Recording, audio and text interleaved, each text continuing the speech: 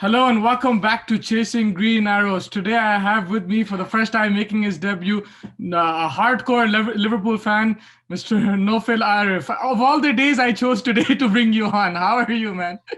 Yeah, of all the days you couldn't have chosen a better day. But before we get into it, I just want to congratulate you. You recently did your interview with the Fabrizio. It was such Thank you. a big stint for you. Really happy for you. And actually, before we get into like interesting things, I want to share a funny fact with you. So Yeah. it goes like so in 1962 and 63 season, it was the last time Liverpool lost conceded 7 goals. And coincidentally, it was the same season where United lost against Spurs, and they conceded 6 goals too. Wow. And to make matters more interesting, Everton won the league that year. So I think if it wasn't enough for a Liverpool fan to concede 7 goals and miss out the opportunity to give banter to United fans, I think it would be really really gruesome if at the end of the year Everton wins the league. So That would be crazy. so so yeah, that was an interesting fact. But yeah, over to you, man. I just want to share this. I No, thought no, it was thank you really so much. interesting. Thank you so much for your kind words. And this is like, I didn't know about this. It's good information to know. Yeah, It'll be crazy if it happens. But I just wanted to ask, like, your initial thoughts on the game. Like, to be honest, I was so depressed with that United game. yeah, But then I just kept getting shocked. 1 minute after the minute, like yeah. 7 goals against Aston Villa. There was no red card or anything. So they are completely outplayed. But like, what are your thoughts about the performance overall? No, I think it was a defensive failure in all senses. Even from the first minute, I think we did not have a we didn't put a foot right defensively. And if you notice Liverpool's record over the last 2 years defensively, we have been such a strong side. To concede 7 goals in a match, it's kind of unthinkable. And I don't think any of the squad players would have thought like that. But I just thought that they were too tired that day. They didn't really look sharp defensively. I think attacking players, well, Mane wasn't there, so I think that kind of impacted them psychologically as well. And two more players were COVID-19 positive. The new left back and Mane and then Shaqiri. Well, Shaqiri got positive after the game, but I think there was a bit of mental pressure there that Mane, who's been the best player, wasn't there. But It's going to be attacking, a problem for a lot of teams. The COVID, like yeah, this season, it's going to be a problem. it is. And now with the international friendlies coming on, these players are gonna travel. They're gonna go to airports, so they're gonna get a lot of them are gonna catch COVID. So I don't really, it's kind of hard on the footballers. They have to travel and then they'll be exposed to COVID. But just coming back to the point, I thought that Joe Gomez and Trent Alexander were like really really poor. Especially Gomez, like I know, he has he's a mixed bag among Liverpool fans. Some Liverpool fans think he's like really good. He's a young guy. There's a lot of room for improvement. Some people are kind of getting fed up with him. I'm kind of on the verge where I'm like, yeah, Joe Gomez was really good until last year, but after the injury, he hasn't been the player we thought he would be. And Trent, he's good, but defensively, every now and then he has those games where you're like, how is this guy the best right back in England when he can do a defensive thing? So there were a couple of like one-on-ones where Trent kind of let go. In the first goal where when Watkins scored and Jack Grealish gave him a really good pass, but I think it was kind of Adrian screw up. But Joe Gomez didn't do really thing. Like if there was like any aggressive center back, they would go and close Watkins. They wouldn't really Jack Grealish. They wouldn't let anybody. They didn't. Joe Gomez didn't close him. He kind of stayed back, and that gave Jack Grealish some room, and then he assisted Watkins. Um, I think 2 or 3 goals were kind of you couldn't have stopped them. The Yeah, deflections. the deflections, that was unlucky. I Yeah, mean, for there were sure. two deflections unlucky, and then Ross Barkley is a lot of Evertonians would be happy about that. But Ross Barkley, I think Ross Barkley, Jack Grealish, um, who else? Did defenders Tyrion Mings and Ezri Konza. Like Yeah. they were really really good defensively. So what I also felt that I think in Liverpool's, I guess Liverpool's like X factor is the intensity, the way they Hmm. play football, and the way they press. So There's if a you bit of remember, fatigue there. there's a bit of fatigue definitely, and I think the plan was, Klopp told the boys. That's my take. I think he told the boys that take it easy in the first half, no need to press, and second half you guys can press and whatnot. So Yeah. I felt that there was no intensity in the first half, and they were giving up easy balls. Usually, we are very good at chasing second balls. The first balls we don't really care about. So like the way the Klopp creates set up his formation, and the formation is set up to basically enable the opposition to make a mistake, and Hmm. then get on the second balls. I felt that Villa didn't really make a mistake in the first half, and they actually capitalized on Liverpool's mistakes. You might have heard about the story, David versus Goliath, where David is the big guy and Goliath is, so Goliath is the big guy and David is the small guy. So usually teams that try to press Liverpool, they end up losing because I don't think there's any better team that presses Liverpool better than Liverpool does. And I think in the absence of pressing, Villa kind of grew into game. Once Yeah. they saw they got the first two goals, they looked at, hey, this is a good opportunity. Maybe we can kill the game in the first half. They ended up scoring 4 goals in the first half. Yeah. And I think for a certain time it was 2-1. So I think at that point, it was an open game. Both teams were going back and forth. But when they got the third and fourth goal, I think that's where they really really killed the game. And Yeah. I think Klopp realized that Keita, Joe Gomez, um, and who else was substituted. Like he made three substitutions really quickly, and I think he Firmino realized. as well. And Firmino, I thought Firmino in the first half had like very good one-on-one chances. He could have actually if we scored those goals, maybe the outcome would have been different. But Firmino missed those chances. He has been missing those chances like recently. It's not the same Firmino, even though he's been doing a lot of work. Yeah. He drops deep, gets the second balls, but he's been missing a lot of good chances. So I think those missed chances and like poor defensive presentation kind of led to this result. But like again, the way they conceded the last few goals, it's kind of beyond me still. I think it was a good wake up call. And if you remember, even last year, well, not last year, but the year before last year, Liverpool lost to Spurs 4-1, and then after that, they went unbeaten, and they didn't lose a game until the very end.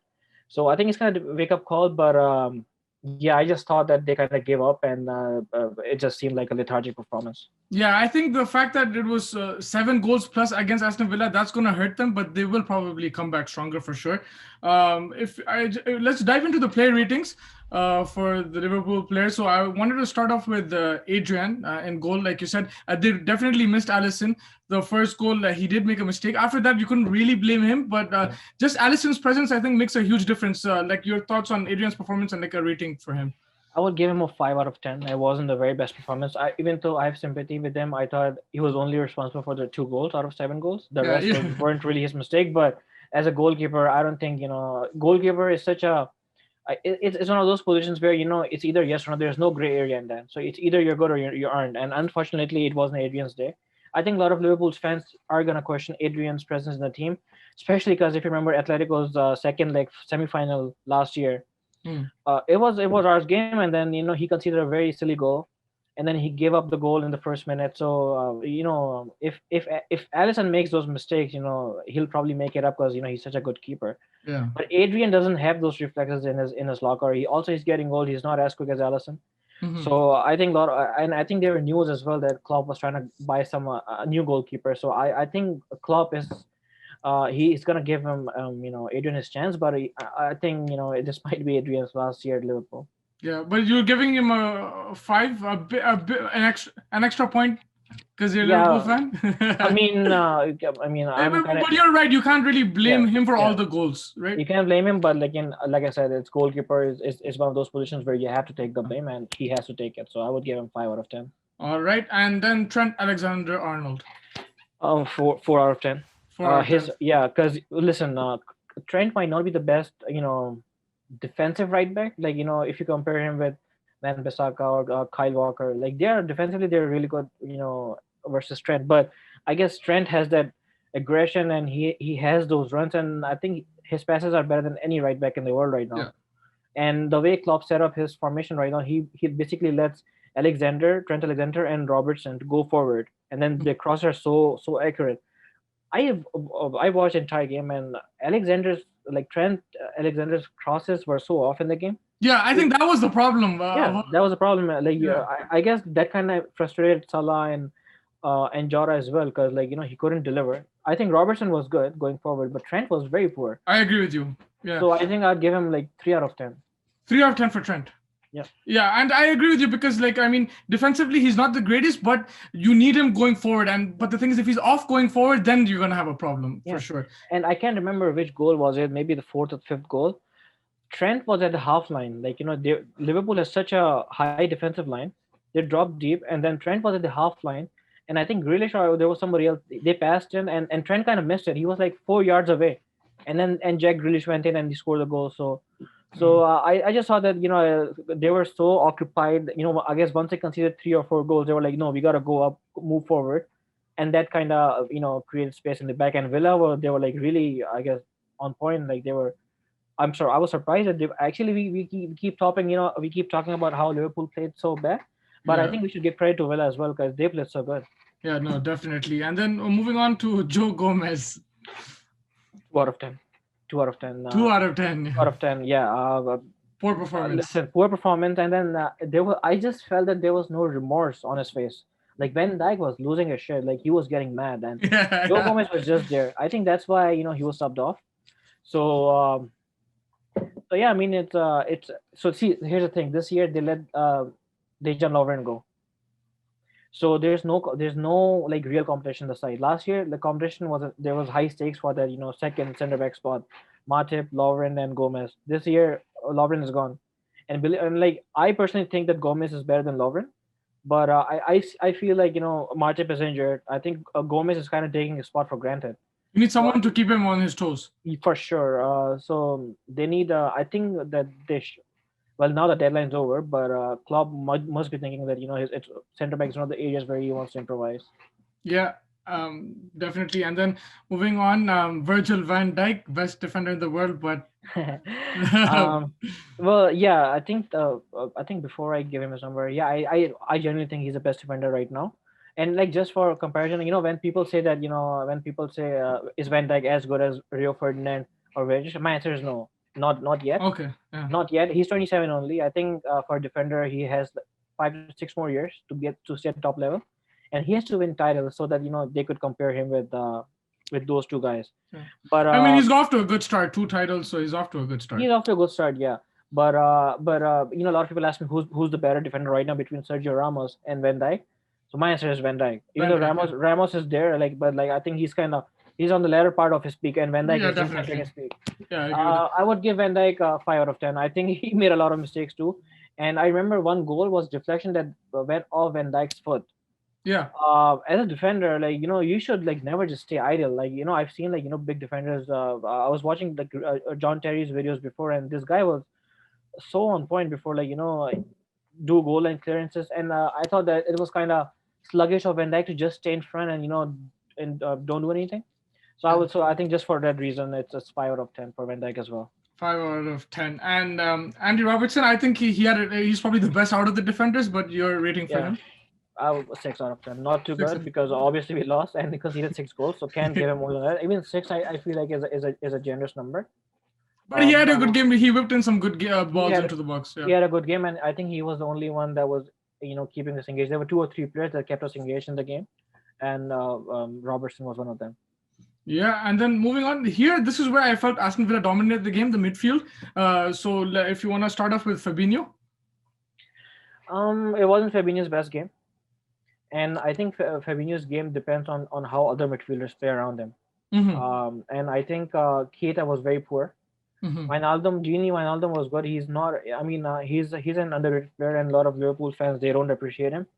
But I think in last game, Naby Keita kind of disoriented the entire midfield. He wasn't. I felt like just because he was not playing good, and that kind of impacted Fabinho and Wijnaldum. Yeah, and so your rating for Fabinho? Fabinho like 5 out of 10, not 5 out of 10. Yeah. And Wijnaldum? Wijnaldum same 5. Like Five I out of said, 10. I guess Wijnaldum. Yeah, not much. I felt like usually Wijnaldum and Fabinho they're like really good at pressing, and I just didn't see any pressing from them. They were just kind of waiting, like they were waiting to be led. Like they weren't leading. Usually they are very good at reading situations, but I just thought that Fabinho didn't really do a good job reading the situation. And Naby Keita's rating, you weren't 3 out of impressed? 3 out of 10. Yeah, I 10. was really not impressed with it, and I think a lot of Liverpool fans are kind of losing their patience with him as well, because like he was brought in as a marquee big signing, Mhm. more than $50 million, and he hasn't been able to perform at his potential yet. Yeah. And He with looked care, like a great player when he was signed. Like, yeah, I mean, and then his first season wasn't really good. Last season, like he had bits and pieces where he was really good. In some games, like he was really good. I yeah, remember in the Manu game when we were losing last year, yeah. and then we tied. So it was basically Klopp wouldn't. He took off. I don't know. He took off Chamberlain and he brought in Keita. And then when Keita came, he basically changed everything. Mhm. He started, making those diagonal runs from the center, and eventually got the goal. So yeah, he is. I think this year Keita is more likely going to be a substitute because Mhm. Thiago is there too. When Henderson comes back, see a lot of people. I think what Liverpool really missed was Henderson. Yeah, I was gonna ask you that. Yeah. All the games we have lost, Henderson hasn't been there. Mhm. Like you can check out the last 3 or 4 years. Every like last year when Liverpool, I think the only game where Henderson was playing was in 2018, 2019 when we lost to City. The Yeah. only game we lost, Yeah. and Henderson was playing. But besides those, all the games Liverpool have lost, Henderson hasn't been there. And interestingly, if you remember, in 2013 and 14 when Liverpool lost to Chelsea, when Mourinho widely celebrated when we were about to win the league, Henderson also wasn't playing in that game. He wasn't playing, and He Gerrard wasn't slipped. playing. And Gerrard slipped, so that's the irony. But you had to bring it up. I knew it. Yeah, no. So But yeah, no, I agree with you completely. They are missing Henderson. I think with Henderson and then Thiago, when he comes on, I think Liverpool's midfield will be much stronger. I think it's just that, like, with injuries and with COVID and stuff, there will be issues for every team. But I think when they get this midfield yeah, sorted, they'll be difficult to beat once again. And then the front three, if you want to start off with Diego Jota. yeah. I really thought that he had a really good game. Even though I didn't have high expectations from him because it was his only second game, like a full starting lineup. But I could see like how he would fit in. He's a different type of player compared to Mane. Mhm. He likes to cut in more, and he's more like a sleek player. Like his passes are good. He doesn't have that strength that of Mane, but he can definitely score goals. He has that smell for goals, and I saw him like he could have scored good goals. So I thought like after Salah, he was our best player attacking wise. And he's a really good squad player. So that even if Mane is fit, you can have him come off the bench It's as well. still, yeah, for Yeah, sure. I would give him 6 out of 10, not more, because 6 out of 10 obviously, for yeah, Jota. Yeah. it's a very. So I think it's a generous one. Actually, it was 5 out of 10 because I mean we didn't score a lot of goals. Yeah, So okay. So you're yeah, going 5 out of 10 for Diego Jota, and Bobby Firmino. I would give him 5.5 out of 10 because I saw him trying. I saw him putting an effort. He was dropping back deep, and he was going for those balls. But he's a striker, and a striker is judged on goals, and like he's not scoring goals. So it's been an issue with Firmino. I think that's why Jota was brought in to give competition to Mane and Firmino because Salah's place is pretty much guaranteed. Even Mane, but Firmino's place is up for grabs now. I would say. So I would give him 5.5, and just because like he does a lot of work defensively, there's a joke in Liverpool fans. We say that he's a defensive striker because Yeah, he drops back and basically sacrifices himself for Mane and Salah. yeah, He was doing that a lot, but like he missed like 2, 3 one-on-one opportunities where he should have scored. So that's why 5.5. yeah. He gets into the right positions, but he needs to be a bit more clinical for sure. Exactly, for sure. Yeah, Yeah. and then Mohamed Salah is probably the best player on the He pitch, was but he was probably our best player. He was looking sharp. He was looking disappointed because of the service he was getting, I guess, from the midfielders. But he scored 2 goals and like both goals were like kind of very good goals, like I think that Salah is taking his craft to next level this year.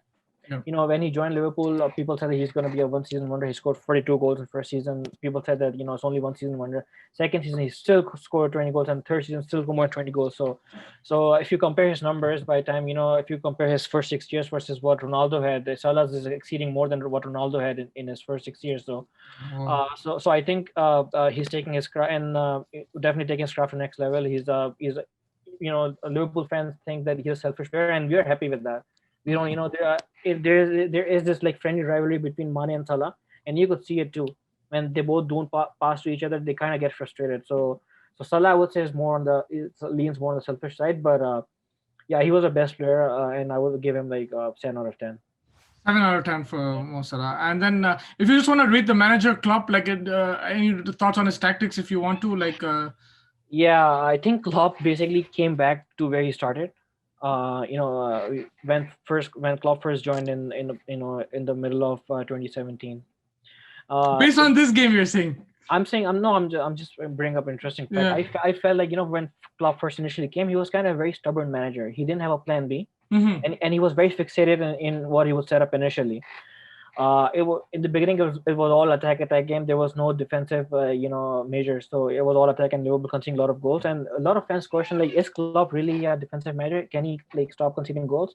So I think he ended up learning those defensive setups, and he got the best defender and best goalkeeper too. So that kind of helped him. But in the absence of Allison, I just thought there was no plan B. Yeah. Even when they conceded like 5 goals, man, I think when it was understood that there's no comeback from here, Yeah. That's when. they were still pressing high. Yeah. So They and should that, be. Yeah. You should yeah, relax it a bit. yeah, interesting. I think what's happening is that Klopp is one of those managers where he doesn't micromanage people. He's not like Mourinho, where Mourinho basically looks at every small detail and he's like mark this, mark that. Yeah. Klopp sometimes tells, if you read his statements, he just sometimes tells that the boys have to make a decision in the field. It's they're the ones who are dealing it. They have to act quick in those situations. These are his words. So I think he just kind of let everything on the boys.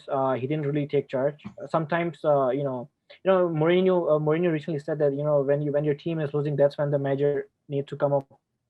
If they're winning, you just stay back. Yeah. So I just thought that the club kind of gave up too. He was like, yeah, we've lost this game. I can't do anything about it. I just think that he didn't realize that they would concede 7 goals. Yeah. So that was a problem. Yeah. And It's not the loss; it's the impact of the way they lost. I think that's the yeah, problem. yeah. I think if you compare this our loss versus the loss United got, I personally think psychologically the loss at United would hurt the United players more because it was, I think, first it was coming from Jose Mourinho, so the ex-manager, and it was Spurs. So Spurs is like direct competitors of United this year. Liverpool, yeah, we lost to Aston Villa, but I think they kind of just gave up. They were like, yeah, Also, there was 10 men for United. but yeah, they were 10 men for United. Yeah. Um, But definitely, I'm not trying to make an argument like they're both yeah. bad losses. I can't say No, that. no. But the parallel that I want to make here is that Yeah. Liverpool played first game against Leeds, not the best game, but they won. Then played against Arsenal, played really good and won. But then against Aston Villa, it was like totally bipolar performance. So It could be a one-off. You're yeah. saying. Basically. So what I'm saying is it's like a one-off thing. But Yeah. United, Yeah. you look at the first three That's- games, it's been bad. Like I think like all is running out of ideas. I like how you diverted the topic. No. I'm just gonna say it's a discussion. No, go ahead. It's a No, discussion for. go ahead. No, it's a discussion for a different time. I don't want to get into this, but I just wanted to make some parallels between. I was so ready to give a lot of banter to United, and I'm not sad that we lost 7-2. I'm just sad that we lost the same day that you guys lost to Spurs 6-1. That's all I'm sad about. Yeah, no, But, for sure. Like even United, I mean, United. The problem is there are much more problems. For Liverpool, I think it's a combination of burnout and also players not being fit, coronavirus injuries. So no excuses. Like both teams shouldn't be losing like this.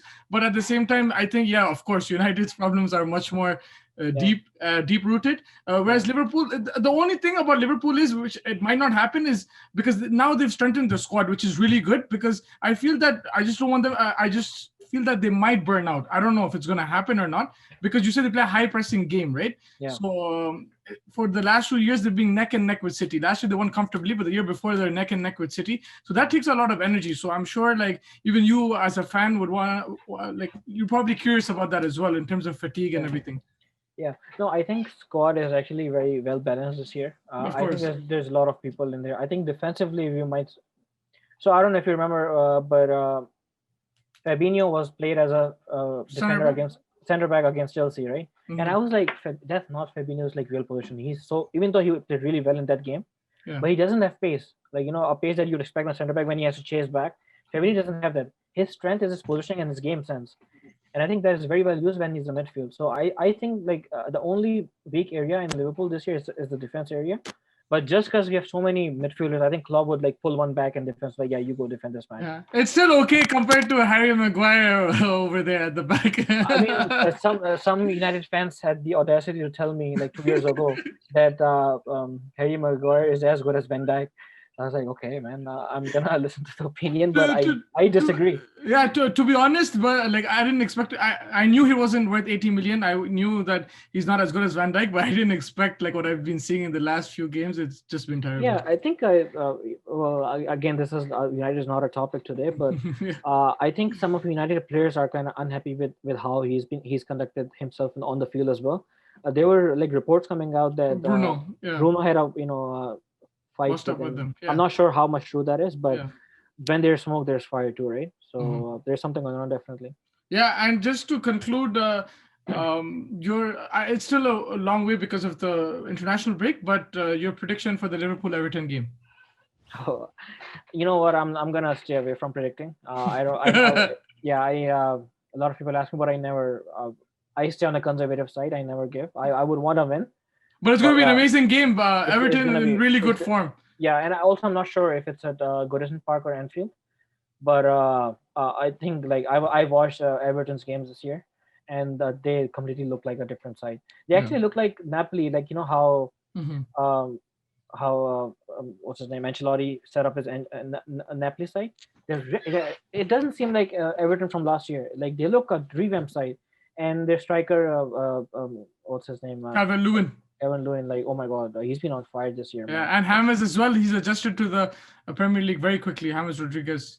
Oh, it's unbelievable. Like you know how a player of his quality was sitting on Real Madrid's bench last year and Yeah. was just on Bayern Munich's bench. It's amazing, and I mean, credit to Ancelotti who gave him a chance. You know, he said that I wasn't concerned about his physicality. So Ancelotti is one of those managers. I think that's what separates him from other managers because, like he can see things other managers can. So I'm really excited for Everton. But again, like who likes your noisy neighbors? I'm sure you don't like Man City, so the same reason I don't like Everton. Yeah, no, definitely. I think we wrapped up all the player ratings, all the points. Is there any last points any last note that you want to end with? No, man, I just as a Liverpool fan, after 7-2 defeat, it was kind of embarrassed. I was very embarrassed, but that 7-2 helped a lot. It probably helped you, yeah, yeah. No, I think as fans, like we're already starting to forget it. Like it's gone Yeah. now. At And I'm least you sure, there is a squad there. When you get your players back, I yeah, think we have yeah, many more problems than more that. money, more problems. Yeah, and Yeah. I read a report too. Klopp said that well, Klopp didn't say, but it was a report. I'm not sure how authentic it was, but it said that Liverpool were trying to offload some players, like some Mhm. French players, but in just because of COVID, there aren't much buyers now. Mhm. Everybody's impacted financially. So Liverpool couldn't offload players, so like they might actually be losing money on payroll Yeah. because there's so many players on their side. So yeah, I mean, just because of COVID, like there's so many uncertainties. Yeah. Who knows when we will able to see proper people in the grounds because all we're missing is that's what bring life in a football game, right? Yeah, for sure. And it's not there, so I mean, it's a desperate time, but it is what it is. Yeah, for sure. I mean, especially in the Merseyside derby, going to miss the fans. But uh, thank you so much for joining me today. It was a lot of fun. Some amazing points. It's good to get a Liverpool fans' perspective Yeah. on the game. So thank you so much, and hope to see you soon, man. You too, man. You've been doing good work. Keep up the good work, and I keep Thank you, watching your man. interviews, and hopefully, sky's the limit for you, like I already told you. Thank you So, so much, man. looking forward to more content from you. For sure, man. Thank you so much. Yeah. Take care and have a good night. You too, man. Take care.